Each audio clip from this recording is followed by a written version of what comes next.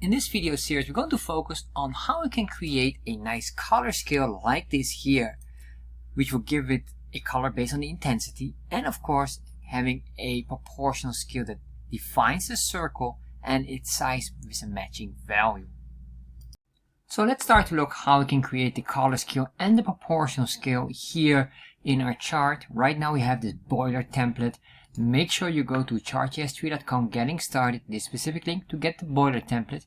Just go to this link, you can find it in the description box, and just copy this chunk of code. Next, if you want to get the source code of this video and of many others, check out my video here, my Patreon page here, where I show you many different items. So let's start to work on this. First thing what I'm going to do is I'm going to scroll down here and convert it into a bubble chart. So if I save that, refresh, we have a bubble chart, but we have no bubbles. So what I'm going to do here is erase this, and then we're going to put in here the data for the bubble chart. So we're going to say here an X value, and this can be, let's say, number 10. Then we have a Y value, number 6. And then we have the radius number, let's say number 10 as well. What I will do here is add another value for the intensity of the color. And this could be, for example, packs of how many people there are or something like that. Usually you measure a certain value. I'll just put in here, well, let's make number 6 here, that's nice. Alright, so once I have this, I'll just put in here 1, 2, 3, 4 items. That should be more than enough. Make sure you have different numbers, of course, so 3, 6, I'll say this one will be 9, and here 3, and this can be 6, and this can be 9, that should be fine. And finally here, maybe we'll say here 15, 10, 25, and we make 1, 33, and for the packs here, 3, 6, 9, 12. Save that, refresh. There we are. We have now a nice bubble chart here showing all these values. It's being clipped off here. We can solve that one, doesn't really matter. So what I want to do is I want to have only a single color background because I want to control the intensity, but of course the border should be single color as well. Save that. There we are. Alright, so what we're going to do now is start to work on basically the coloring, and I want to do the intensity based on the packs. So what I'm going to do here is in the background color here, let's comment this out and create a new background color. So I'm going to say here the background color, and then what I will do here, because this is a scriptable option, so what I can say here is make this here whatever the color is. So this is basically the argument, and we just make here a callback functionality out of it. And then, or not even, it's basically a function now. It functions as a function. So what I want to do here is first get this value out here, say console log, save that, refresh, and then open up developer tab. Alright, border color. Make sure we have a comma here. And what we have here is all the information, and you can see here what we get. We get all of this important data, and what I really want here in this case is the packs data. The packs data will indicate the intensity of the color. So to do this, what I'm going to do here, we have this.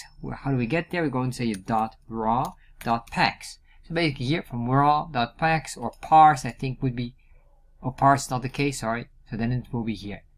So we have this item now.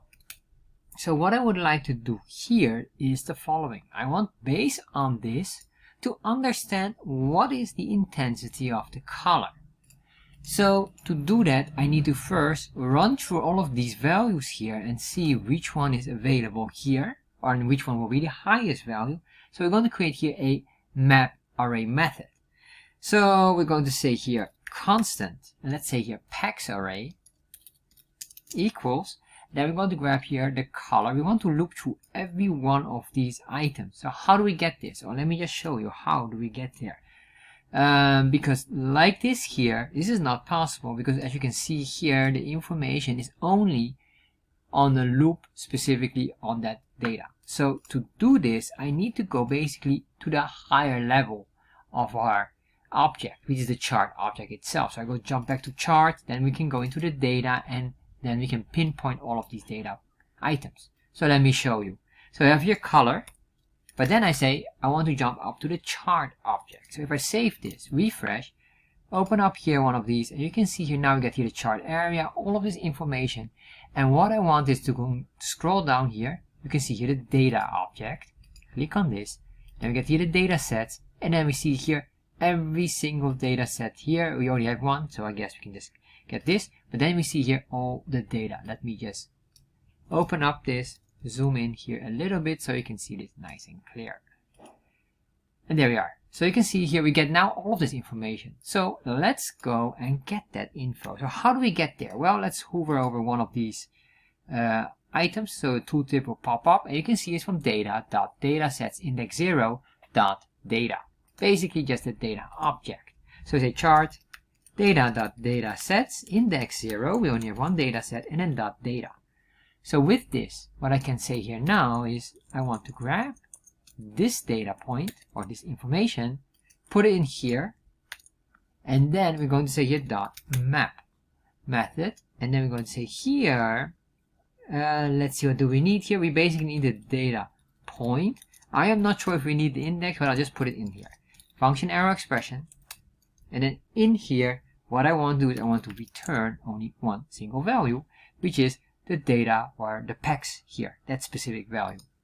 So we say return data point, which is the shorthand for this, and then we say here .data, and then the .data, I guess we can say here, then here index 0, because there's only one item here, or I guess we can say here .data. Oh, hold on, not .data, my bad.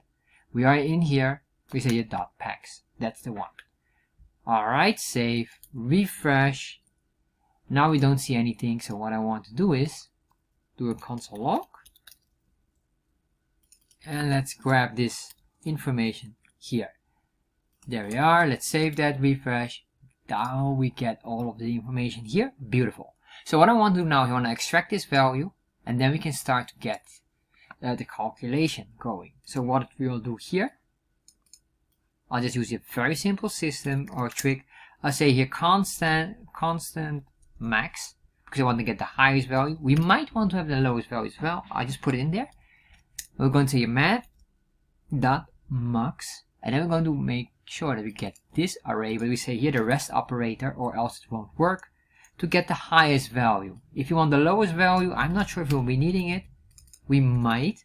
So I say here min, and then here the min version. So if I do here console log, we should see here on max number 12, and that is correct. All right, so this is a confirmation. Now what I want to do is I want to start to calculate the value. So how do we do this? Well, we can say here constant alpha, because basically what I want to calculate is just this one here, the background color. Right now it's still black, but later on we will return everything, or we want to maintain this, but this one will be dynamic. It will be from 0 all the way to value of 1, because the alpha can be only ranging from 0% to 100% visibility. So what I'm going to do here is we're going to say here for every pex, and then here what I want to, I realize that I am getting ahead of myself.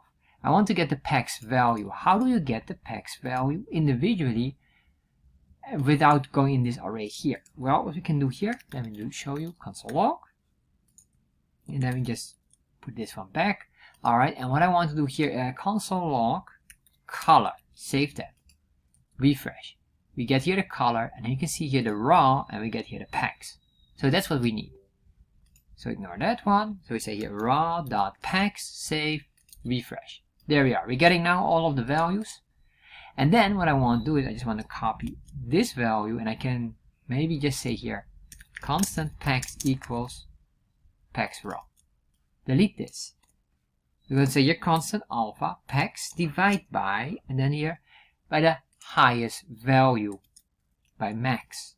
So we get then the percentage value. And once we have this, what I want to do now is say return, and what I want to return, basically this, put it in here, but I'm going to use here template literals, so backtick instead of the quotation. Then we're going to say here, we're going to use $sign and get the variable, whatever the variable is. So if we save this, refresh, there we are. Now we get this nice level of coloring intensity. And if I change the color packs to, let's say this one will be 20, you will see that the small one will be in color intensity while the big one is not, because the big one will have another variable. For example, how many people are living in a certain city, and then we have here how many big companies are there, something like that. So these are of course two different values you can play around with. So now we have this one working. I guess we're done here, and just to be sure, nothing else here is changing color. Alright, so that is fine. If ever you might have a color change, you could create an if statement where you say if the alpha would be larger than 1, in that case alpha equals 1, to make sure that the intensity will never be higher than 1, because remember the alpha value can be from 0 to 1. If it's higher than 1, it will count back to 0, or let's say 0.1.1, it will consider that as 0.1, and that would not make any sense, of course. So that's just an extra case here. There we are. So next video we're going to start working on creating the scale